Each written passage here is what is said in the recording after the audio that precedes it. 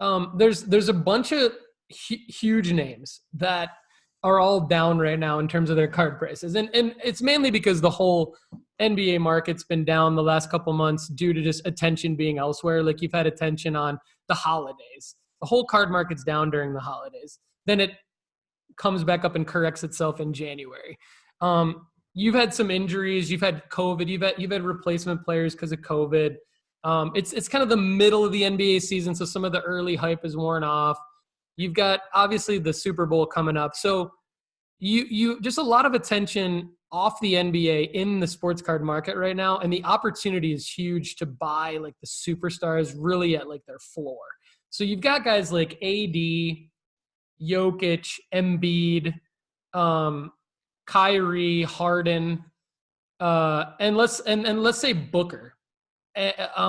Like those are all really good buys right now, not only because they're high potential to win a championship, or at least compete for a championship this season, but because they're also like basically Hall of Famers. And so regardless of what happens this season, they're going to have a solid market. One more name I need to throw in there. He's a little bit more expensive, but I think he falls in the same category as Steph Curry. If you're investing in Steph Curry, it's more like you're investing in LeBron or Tom Brady. But from a price standpoint, but being that he is not only still active, but he's basically like a huge contender to win a championship again this year, we got to throw him in there. So again, like if you, all things equal, if you had, let's say $500 to $1,000 to invest in rookie cards of Embiid, Jokic, Steph, Booker, AD, and also we got to let's throw Giannis in there. Okay. Sorry, let's also throw Durant in there. Okay. So basically we're looking at like the top guys in each conference. Basically what I'm asking you to do is like pick the conference finals and then pick the NBA finals and then pick the champion. Because I think your answer to essentially that question is going to answer like whose cards to buy, kind of in that order. So how do you see like the NBA playoffs playing out as we're heading into February? That's tough this year. I think the NBA is very I think it's the most competitive we've seen the NBA in a long time. Because there's legitimately 4 teams that I think could win it, and I feel like right now, now I'm obviously not always right. At this point in the season, I feel like there's 1 or 2 teams where I'm like, yeah, absolutely. I love Phoenix's game. I love watching them play because Chris Paul, it just seems like the older he gets, the better he is at helping teams win. He just goes anywhere and helps them win. And fortunately, he's found a home in Phoenix that makes them a serious threat because of all of these talented young guys. Obviously, Booker, DeAndre Ayton, I'm huge on him. And the way that Chris Paul has been able to form DeAndre Ayton's game and show him where to be off ball and movement and pick and roll and all that has been huge for them. So it's tough for me. I think it's going to be obviously Golden State playing Phoenix to get to the finals, but it's very difficult for me to say with confidence who would win that. I think that Golden State's extremely deep. If you look, they're 1 through 10. I like every single guy. You look at Gary Payton II. You look at Jordan Poole. All these guys can come off the bench and have a massive impact. And I don't know if I can say that quite as much about Phoenix, which makes me feel good about Golden State. Steph, I think, is having his worst percentage shooting year of his career, and they're still where they are in the standings, which speaks volumes. Obviously, when Draymond gets back, they're going to be a completely better team. So I think I got to take Golden State out of the West. My question for you is how much of Steph Curry's legacy is already baked into his valuation, right? So if you're, and I'm going to talk about it from a fan basis. If you're a fan of Steph Curry, I think his card will jump, assuming he wins a chip. But I feel like all these people that are not big on Steph Curry, like his legacy is already done for them. Like they've already submitted what they think he's going to be and what his value was to the league. So it's like, okay, he won 3 or 4 rings, like whatever. Does that make sense? Yeah, 100%. That's a good question. And I think it kind of like, it applies to everybody who is interested in buying sports cards. So, and I think everyone kind of falls into both categories because like, even though I'm a sports card investor and this show is really about investing, I think part of me is also like, okay, but I could also be a collector. So there's also like this angle that I could keep the card, right? So to answer your question, I think you're talking about somebody who would personally collect the card. It would be in their PC. They want a Steph Curry card. For those people, I would say wait until after he retires. Like wait like several years until after his legacy's already written.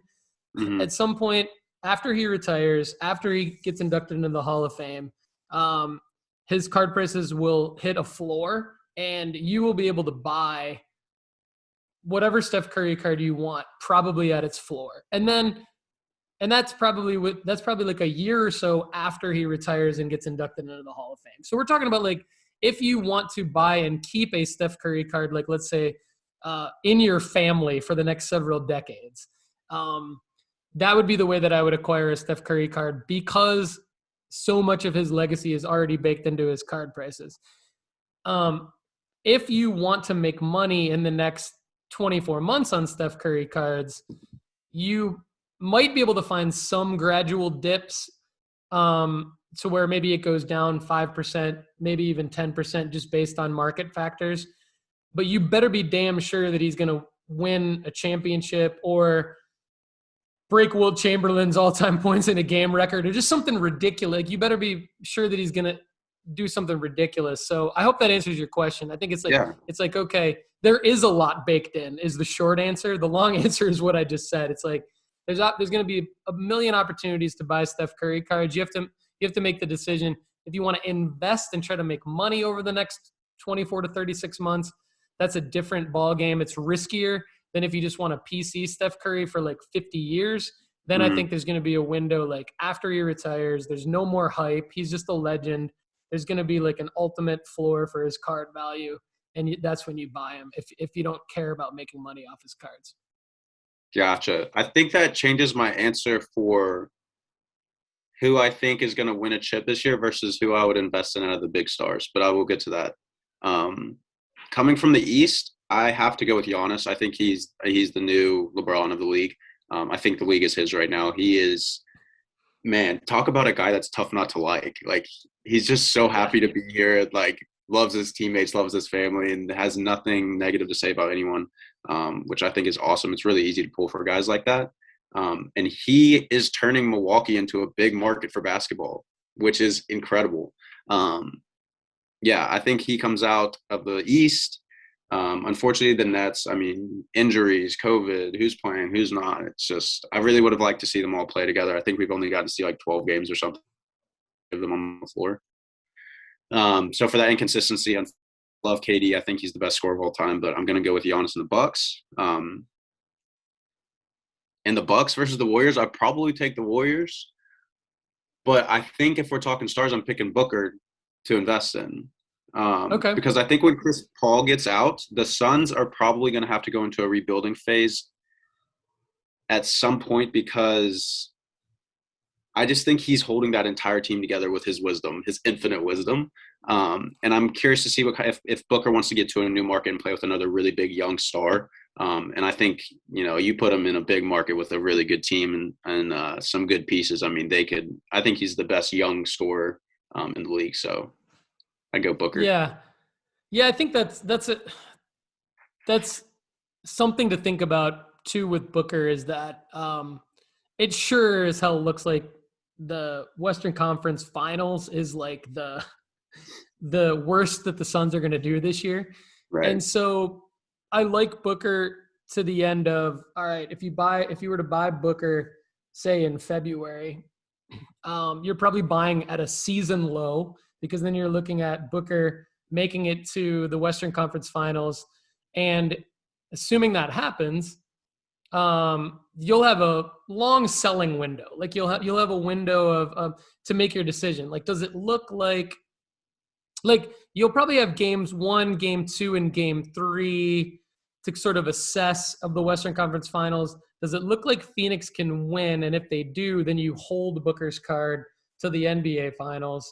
But if you feel like, okay, Golden State's going to overtake them, you could sell Booker probably still at a season high at that point, just on the back of an amazing performance and then people wanting to acquire him before the NBA Finals, because there's going to be a lot of people still thinking that the Suns can win. So there'll be a selling window, even if you don't think Phoenix can beat Golden State, or even if you think they can come out of the West, if you don't think they're gonna take it all the way.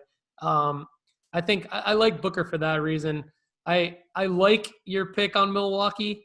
I look at the East and I just see it's like Miami, Chicago, Philly right now, Cleveland. I don't really believe – I love those 4 teams and I love what they've done, but I don't really believe that any of them can beat Milwaukee in the playoffs.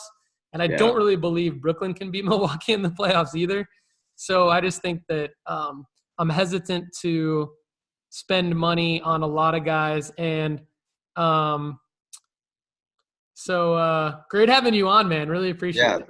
Absolutely. Thanks for having me. I enjoyed talking. Obviously, it's good to speak with you.